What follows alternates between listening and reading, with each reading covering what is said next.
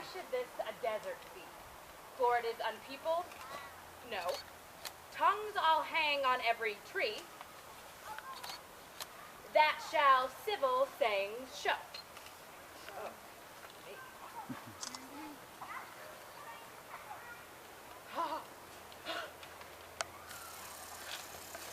But upon the fairest vows, or at every sentence end, will I, Rosalinda, me, right, teaching all that read to know the quintessence of every sprite, heaven would in little show. Oh. It is young Orlando that tripped up the wrestler's heels and my heart both in an instant.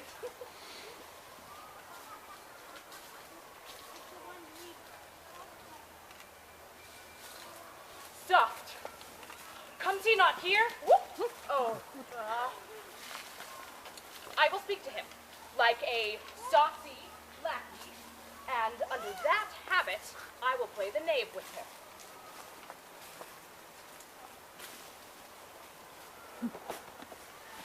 Oh. Excuse me. Thank you. Yeah.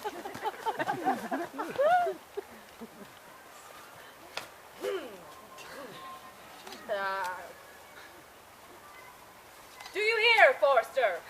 Very well. What would you? I pray you, what is the o'clock? Huh. You asked me what time of day. There's no clocks in the forest. Then there's no true lover in the forest, still. Sighing every minute and groaning every hour would detect the lazy foot of time as well as a clock. Why not the swift foot of time? Would that not have been a proper? By no means, sir. Time travels in diverse paces with diverse persons.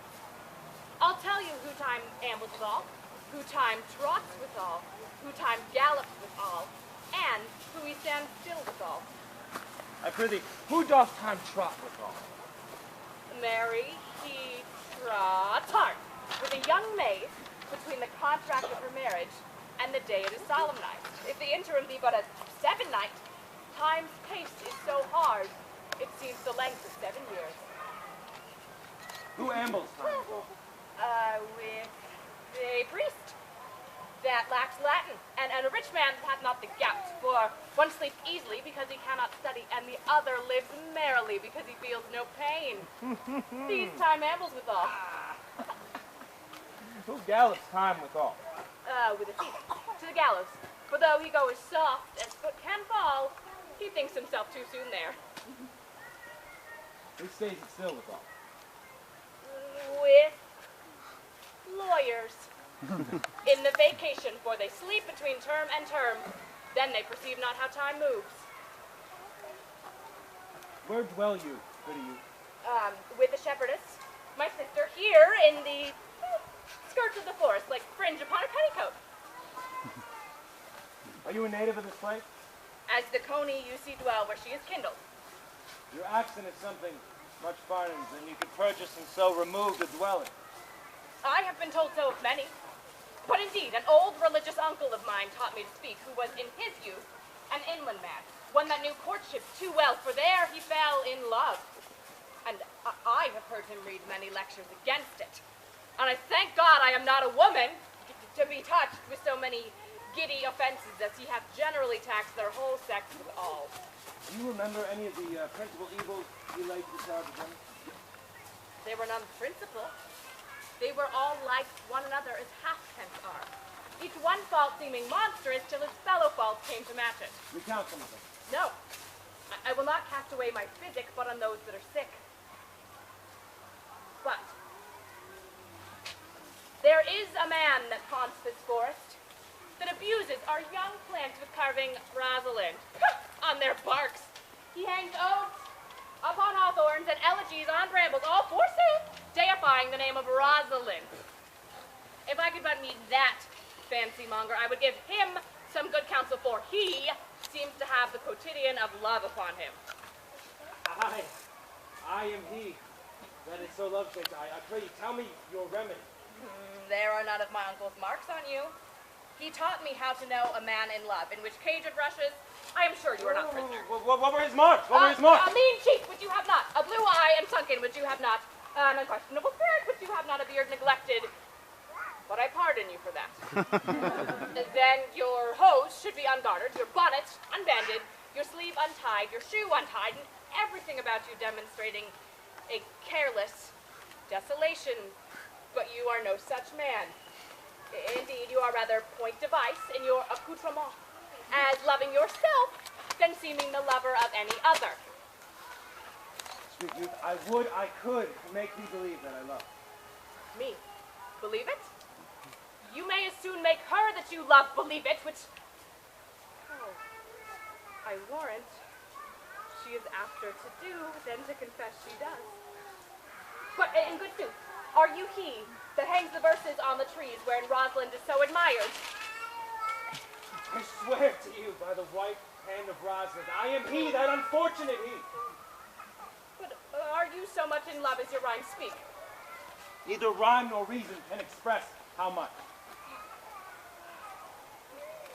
Love is merely a madness, and I tell you deserves as well a dark house and a whip as madmen do. And then the reason they are not so punished and cured is that the lunacy is so ordinary that the whippers are in love too.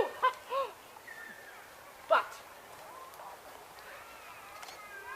I profess curing it by counsel. Have you ever cured any so? Yes. One, and in this manner. He was to imagine me his mistress, his love, and I set him every day to woo me, at which point I, being but a moonish youth, grieve, be effeminate, changeable, longing and liking, proud, fantastical, apish, shallow, full of tears, full of smiles, for every passion something, and for no passion truly anything, as boys and women are, for the most part, cattle of this color. Now like him, now loathe him, then entertain him, then forswear him, then weep at him, then spit at him, that I drave my suitor from his mad humor of love into a living humor of madness, which was to forswear the full stream of the world and live in a nook merely monastic. And thus I cured him. And so will I take it upon me to wash your liver as clean as a sound sheep's heart, that there shall be not one spot of love in it. I would not be cured, youth. I would cure you.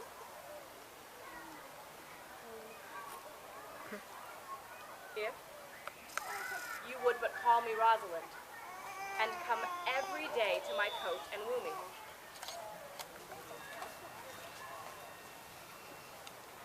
By the good faith of my love, I will. Tell me where it is. Come with me to it, and I'll show it you. And by the way, you shall tell me where in the forest you live.